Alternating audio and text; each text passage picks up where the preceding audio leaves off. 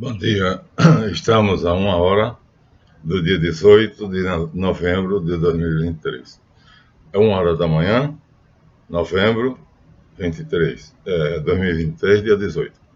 Vamos gravar o segundo vídeo, que foi intitulado de Governantes Invisíveis, mas o trabalho é feito aqui como Superiores Invisíveis.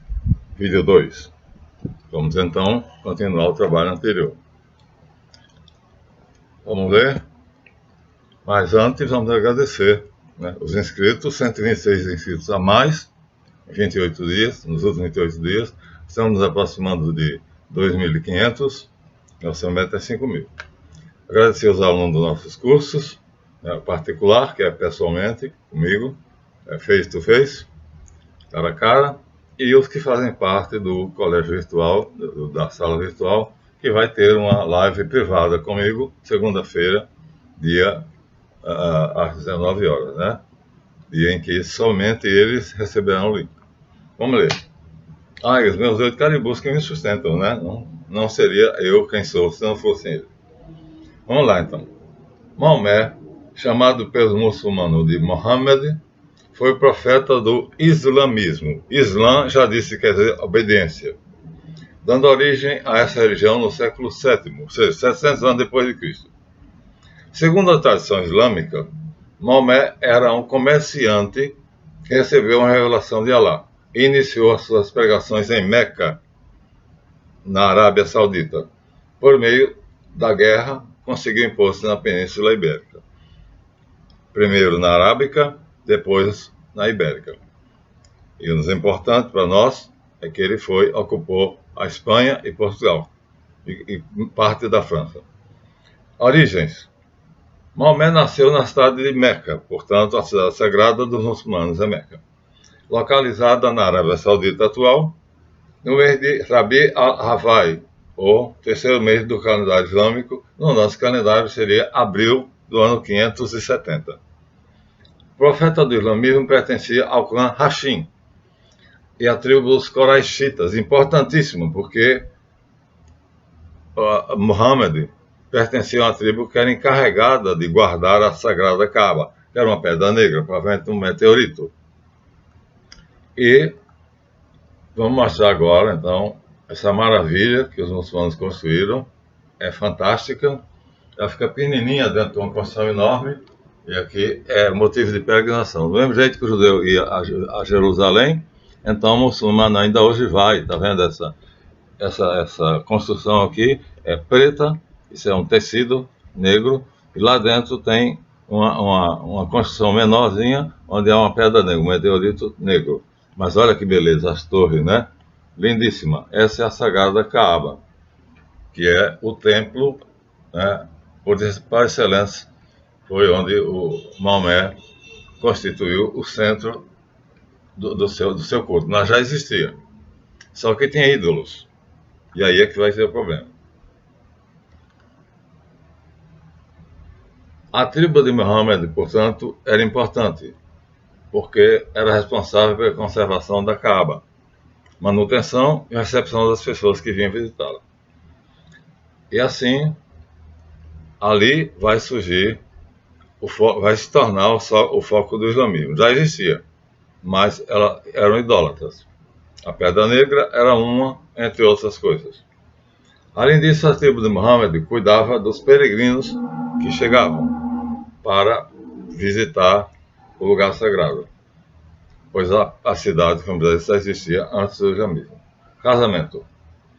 Em 595, Muhammad foi contratado por uma viúva chamada Khadija, para que ele levasse uma caravana de camelos dela para a Síria, que era perto. Khadija era viúva e conhecida por ser uma comerciante muito próspera. Com o tempo, Muhammad retornou numa de suas viagens e Khadija pediu ele em casamento. Era ela que pediu ele, não ele que pediu ela. Nessa época, ele tinha 25 anos, era um rapazinho, enquanto Khadija tinha cerca de 40 anos, bem mais velho que ele. Vamos agora à revelação. Agora vamos começar o lado místico, né, da nossa história. Revelação. De um pastor de camelos, condutor de camelos, comerciante, vendia para ela, mas era honesto o lucro dela. Na tradição muçulmana, Muhammad é conhecido como o profeta do islamismo, assim como Moisés é o profeta do judaísmo e Jesus é o profeta do cristianismo. Aquele a quem Allah revelou a sua palavra. Olha, Allah vem do semita El, ou Eli, ou Eloá, que no plural é Elohim. Então houve uma adaptação do semita, são parentes, né? Árabes, Harbi, e semitas vêm dos Habiru, hebreus. Então, Allah é um vocábulo semita adaptado. Na Síria, Ilu, na Babilônia, Eloá ou Eli, e na Bíblia aparece como Elohim. Então, essa parte da vida de Muhammad mudou tudo. Iniciou-se no ano 610, quando ele tinha 40 anos, logo depois que casou com Khadija. Isso aconteceu quando Muhammad estava em retiro espiritual. Ele era muito religioso, era um místico. E tinha ido até os arredores de Meca, onde havia uma montanha com a caverna, para meditar. No dia 17 do mês de Ramadã, o nono mais importante do calendário islâmico, Muhammad estava na caverna que era chamada de Hira, nesse monte. Ali os devotos se recolhiam, era um deserto que tinha uma caverna e uma montanha. Nesse momento, a tradição islâmica conta que Muhammad foi visitado por um anjo, o arcanjo Gabriel. E esse anjo disse a ele claramente que ele veio à Terra com uma missão: proclamar a palavra do Deus vivo. Agora nós temos, a partir daí, vai começar a Hégira. Hégira quer dizer fuga, mas é a Hégira que vai estabelecer a conexão de Maomé com a Carral judaica. Ou seja, são primos, mas até então Maomé é apenas comerciante de Yatrib, de Meca. E a Carral judaica estava em Medina, atualmente Medina, antigamente Yatrib. É lá que vai estabelecer-se a conexão de Muhammad com a Carral hebraica, que foi fundada por Ezra no ano 430 a.C. Aqui nós estamos no ano 510.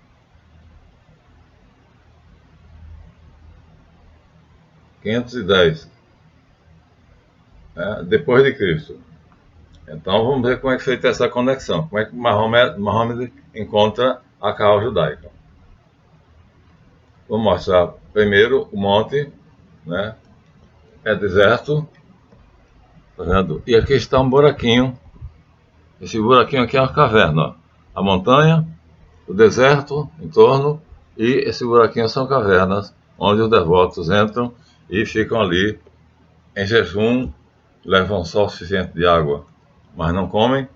E ele estava aí nessas cavernas quando o arcanjo Gabriel, segundo a tradição islâmica, apareceu a ele. Então, a caverna em que Muhammad recebeu a revelação fica nesta montanha que eu mostrei a vocês, chamada Jabal al-Nur, é o nome da montanha, localizada nos arredores da cidade onde ele nasceu, Meca. A partir do ano 513 depois de Cristo, Muhammad iniciou a sua pregação. Acreditou que o arcanjo Gabriel realmente tinha aparecido. Então um anjo do céu tinha descido, um anjo de Deus, em nome de Allah, e começou a pregar sua mensagem. Destruiu os ídolos e orações que ele compunha. A verdade, ele dizia que recebia por revelação. Passando a pregar contra a fé pagã e os falsos deuses ou ídolos que eram adorados nas duas cidades.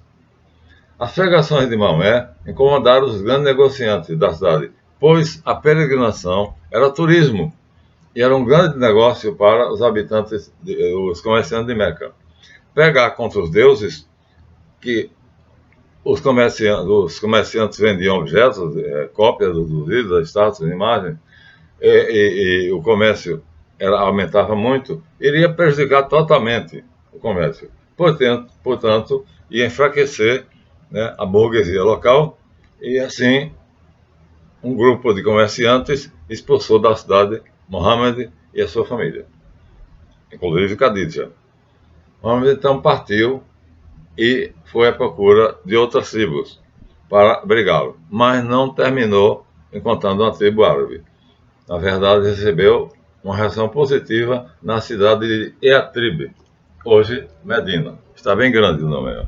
Yatrib era o nome da cidade onde estava Carral, ou seja, um grupo de judeus participando de uma sociedade secreta que no Evangelho aparece como escribas. Aí estão ali disfarçados de comerciantes. Os habitantes dessa cidade apoiaram totalmente Maomé, porque Meca era uma cidade rival no comércio, mas não era só por causa disso. Eles viram ali um tolo que ia servir de instrumento, ferramenta, para que eles conseguirem enfraquecer a cristandade. E estavam tão empolgados e tão animados que eles disseram: esse vai cair na nossa mão na hora certa. No ano 622, é importante, Mohammed fugiu de Meca. Esse ano marca o calendário islâmico. E se mudou para Yatrib, Medina. Mudou-se. Então, aceito lá pelos Carral, pelos sócios integrantes da Carral. Ele fixa-se aí, residente aí, recebe o nome de Hejra a essa fuga. Ou seja, Mohammed fixa a residência junto com Khadija e sua família definitivamente em Yatrib ou Medina. Começava assim um período de grande poder para Mohammed, pois, além de se tornar senhor de Medina, ele expandiu seu poder para outras cidades, levando a fé islâmica. Nós vemos aqui, por exemplo, um livro para turistas, Espanha, no qual se mostra o que foi a herança árabe na Espanha. Olha, deixou coisas lindíssimas. Então, a Espanha já é a dança árabe vai se fundir com a dança própria dos espanhóis e vai dar o flamenco, né, que é uma dança lindíssima, sem resistência, porque todo mundo aceita. Aqui está uma das cidades da Espanha hoje, histórica, porque tem ainda castelos, olha. Então, ainda se conserva na Espanha. Os vestígios da estadia de Mohammed, olha só. Isso aqui é um viaduto, por cima passa água. Aqueduto, aliás. Então, vamos então perceber assim que a Espanha mantém ainda hoje muita coisa da tradição islâmica. Mas Mohammed então começa com os comerciantes de Yatrib ou Medina, pagam mercenários, criam um exército. A essa altura Maomé já tem escrito um livro sagrado chamado o Alcorão.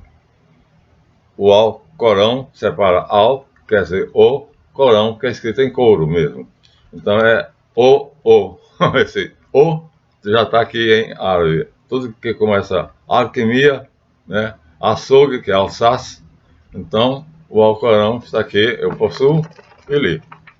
Então, foi esse o livro que Mohammed escreveu e hoje é o livro importante, a Bíblia dos muçulmanos. Então, ano 622 é quando ele foge, a Hejra. 630 é quando o ataque fatal contra a Meca é desfechado. São mercenários pagos pela Carral judaica, que percebe que assim vai usar um tolo, um fantoche, para fazer com que eles enfraqueçam a cristandade. Mas vamos começar pela Arábia. A cidade viu que ela estava cercada de tanta gente, tão bem armada, que não ofereceu resistência. Mohammed ofereceu anistia, foi bondoso, né? Contanto que todos quebrassem os ídolos que estavam lá, então ninguém seria punido. Isso fez com que ele foi simpático, né? Foi uma atitude simpática, diplomática, e ele conquistou assim o favor dos habitantes de Meca, que se converteram, quebraram os ídolos, destruíram tudo, ficou só a Kaaba, uma pedra negra. Morte. Quando Muhammad morreu, estava no auge de seu poder, pois, depois de Meca, saiu conquistando todas as cidades da Arábia, levando a fé islâmica até a Península Ibérica. Da Península Arábica, ele vai chegar à Península Ibérica. faleceu no dia 8 de junho de 632, em consequência de uma doença. E aí, o que vai ficar no lugar dele vai tomar o nome de califa. Mas a essa altura, a fé islâmica já se espalhou pelos continentes asiático, africano e europeu. Vamos mostrar de novo o mapa que nós mostramos antes. Foi o mais duradouro império do mundo islâmico. Aqui está. Tudo está em vermelho aqui, Maomé dominou. Aqui é a Península Arábica e aqui é a Espanha. Aqui é o norte da África. Aqui é o Estreito de Gibraltar, Jebel Tariq. Tariq, a tradução desse estreito. Você não dá para ver direito. Mas exatamente, ó, conquistou a Arábia, né? Depois um príncipe árabe chamado Tariq, então atravessou as tropas dele daqui para a Espanha. Aqui é a Península Ibérica.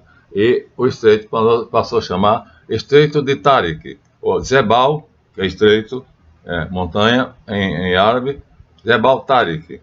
Depois, com o tempo, Gibraltar. A nossa atual Gibraltar. Importantíssimo. Separa a África da Europa.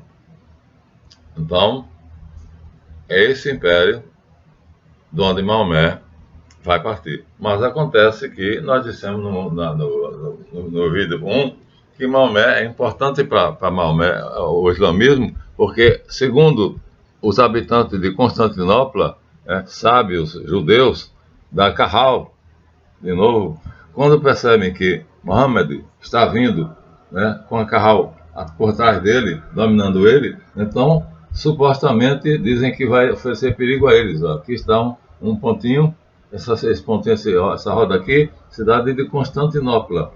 Não oferecia perigo nenhum, porque quem estava financiando ele eram os chefes da Carral. E esses sábios que estavam aqui em Constantinopla eram pertencentes à Carral, sociedade secreta fundada por ela. Então, é tudo falso. Eles usaram essa desculpa para poder ir para a cristandade, a Europa cristã, destruir o feudalismo. Essa é a verdade. Então, o que nós tiramos aqui, os créditos vão para a doutora Karen Armstrong, na sua vida de Maomé, 1560 a 1563.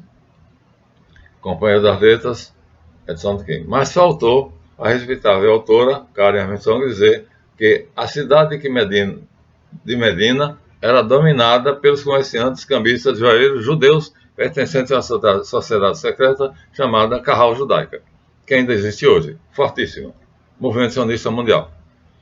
Sendo monoteístas, os judeus de Medina, aqui é a desculpa dela, viam com muita simpatia a criação de uma outra região monoteísta, porcaria nenhuma. Durante todo o tempo em que durou a expansão islâmica, os judeus eram vizires. Eu vou mostrar no vídeo 3 como é que os judeus não tinham que temer a Carral, porque eles foram elevados a postos passaram a construir uma nobreza, junto com os árabes. Então não havia motivo para esses velhos sábios fugirem de Constantinopla. Pelo contrário, eles estariam muito bem, mas eles queriam ir para a Europa, e essa era a desculpa. Então, no vídeo seguinte, nós mostraremos como eles se tornaram importantes na Europa e destruíram a fé cristã. Assim, não podemos aceitar essa desculpa dada por Karen Armstrong de que, na história oficial, os sábios saíram daí para não serem maltratados pelos árabes muçulmanos. Ora, os judeus não adoram ídolos. O grande problema do Maomé era com quem ele idolatrava. Além do mais, quem chefiava ele, quem estava por trás dele, dando força a ele, era a Carral Judaica, ou seja, a sociedade secreta fundada por elas. Então, o que eles queriam era cooptar os cristãos inteligentes, preparando assim a vinda de Maomé para a Itália, porque o objetivo era atingir o papado, ou seja, a cidade do Vaticano e Roma. E assim conquistando essa sede do cristianismo, que era equivalente a Meca, Roma é o equivalente. Olha só, tudo tão bem planejado, né? São diabolicamente inteligentes. Assim que chegaram na Península Italiana, se espalharam, criaram academias de ensino. Eram muito sábios. E olha, tinham dinheiro, né? Porque alugaram muitas casas grandes e essas academias ensinavam principalmente a língua hebraica, grega e latina. A desculpa dele era assim vocês podem ler a Bíblia hebraica no original, vocês podem ler a Bíblia de vocês, que é a Bíblia cristã, já estamos no ano 600, 680, então, no original. E aí, com essa desculpa, as famílias ricas acharam que aceitariam, porque iriam ler o livro do Gênesis por aqui, eles vão mostrar, aqui está, página 1 do Gênesis em hebraico. Então, assim, eles atraíram, o Gênesis está aqui em latim, aqui está Bereshit, lê daqui para cá, né? E aqui está capítulo 1. Em Aleph, aqui é a letra Aleph, é a letra A, aqui é 1 em hebraico. E aqui está a primeira linha. Bereshit bara Elohim, começa a dar para cá. Bereshit bara Elohim, Hashamayim Vetaret. Ou seja, isso encantou as famílias ricas, os Médicis, os Fosa, né? E assim, foram bem recebidos, esses judeus sábios foram bem recebidos. Também poderiam ler as escrituras cristãs. Então, vamos ver como é que era o capítulo. Hoje eu tenho interlinear. Na época não tinha. Interlinear quer dizer uma linha em grego, outra linha em português. Recebida de Testemunho de Jeová. Então aqui estava. Aqui está. Capítulo 1 de São João. Está escrito assim, ó. Aqui em cima está. Enarque enologos. Logos en poston. Logos, está aqui, ó. Logos. Logos. Enarque enologos. Logos en prostonteon. Então, e aqui está a tradução. No começo era o verbo, a palavra, e a palavra estava com Deus, e a palavra era Deus. Então, para os ricos, os Fossa, né, os Médici, né, e assim, as grandes famílias, então, os Borgia, eles teriam o prazer de ler as Escrituras, porque o Papa só permitia ler no original. Não é possível traduzir. Hoje aqui nós temos a tradução. Essa é a desculpa, uma desculpa estúpida que vai ser aceita e ainda hoje muita gente acredita. Mas trouxe muita coisa boa, né? Trouxe a cultura islâmica, né? Que gosta muito do sexo. Então, aqui nós temos uma mulher nua, nós temos um homem nu, preparando-se para o ato sexual. E trouxe muita coisa boa. Aqui está o Império de Maomé, essa parte toda aqui, ó. Aqui está a Arábia, a bota da Arábia, né? Ele começou por aqui, antes de atravessar o Estreito de Gibraltar, que está aqui, ó. Aqui está. Agora é nítido, ó. As costas da África, agora tem um pedacinho aqui. Aqui é Espanha e Portugal, Europa, portanto. Então, Tariq sai daqui e ultrapassa com muitos soldados e muitos navios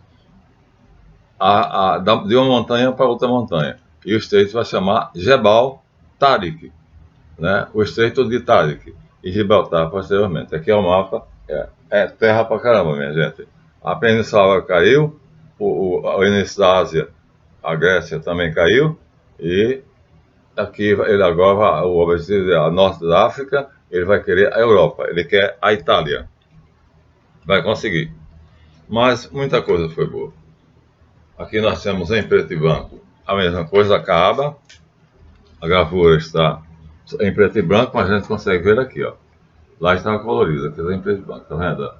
Aí dentro tem um meteorito negro, que não se sabe como apareceu, mas lá, no ano 1000, em Jerusalém, depois de conquistar, portanto, Jerusalém, então construíram a Mesquita da Rocha de Jerusalém, que é a cúpula de ouro. Então, olha só, isso é tudo ouro, isso amarelo. Chamada erroneamente Mesquita de Omar, mas não é, a Mesquita da Rocha. Está lá em Jerusalém e é uma briga danada, porque os judeus querem tirar isso do templo, porque ela está construída onde era antigamente o templo de Jerusalém. Mas vai dar um problema sério se eles tentarem construir isso. Não sei se vão, né? Os judeus agora estão numa arrancada final com o tal do lado, corrupto lá, que tornou-se um ditador, já governa uma opção de tempo. Mas, importante então, a arte islâmica é lindíssima, minha gente. Então, os artistas, os arquitetos lá, não ficavam a dever em nada aos arquitetos italianos, nem a nenhum outro tipo de arquitetura. Nós temos aqui, portanto, várias, ó, os califas, como se vestiam bem. Aqui nós temos um califa, né? Já o seu escriba está aqui, ó. Esse de branco aqui está escrevendo o que ele manda. E ele é um califa. Então usam sempre um turbante e veste uma roupa extremamente luxuosa. Tudo isso fazia parte da cultura árabe. Portanto, como cultura, é notável. E agora, um quadro famosíssimo. Está pequeno, mas vocês vão ter que ver. Esse quadro tem aqui, ó, Maomé em cima de um carneirozinho. Esse carneirozinho, segundo os muçulmanos, exatamente no lugar onde está erigida a escrita da rocha, por isso ela é importante, foi o lugar onde Maomé morreu. E aí o anjo Gabriel se transformou nesse cabritozinho e veio levar ele em corpo e alma, como Elias, ao céu. Assim como para o judeu, né? Existe a tradição de que o profeta Elias foi levado numa carruagem de fogo ao céu. Assim os muçulmanos acreditam que o arcanjo Gabriel se transformou numa esfinge com o rosto humano e o corpo de um cabritozinho e levou Maomé, que está a subida de Maomé ao céu junto com anjos. Multidão de anjos acompanhando ele. E fogo, isso aqui está em fogo, quer dizer, em alma, puríssima, né? Realmente ele era um místico muito de primeira. E aqui um exemplo da arte, escultura árabe. Gente, é linda. Reconheçamos, é linda. Então, nós temos que honrar o que devemos honrar, né? Mas a nossa querida Espanha foi conquistada e pelos muçulmanos e ficou sob domínio árabe durante muito tempo. E depois da Espanha e Portugal, vizinho, depois da França. Na França isso era mal, mas isso fica para o próximo capítulo. Assim, terminando mostrando o livro sagrado dos muçulmanos, aqui tem uma série. Vamos ler um pedacinho de um diálogo de um cristão com um líder muçulmano, que nos foi mandado pela nossa irmã Mônica. Vocês vão ver o que é que tem aqui. Por que é que os cristãos não aceitam o islamismo e por que é que o Papa Bento XVI disse que o Islã é uma religião violenta. Vamos ver. Está aqui, verdade ou mentira? Veremos no vídeo 3. Até lá, espero que tenham gostado do vídeo e vamos agora então encerrar isso aqui. Até a próxima.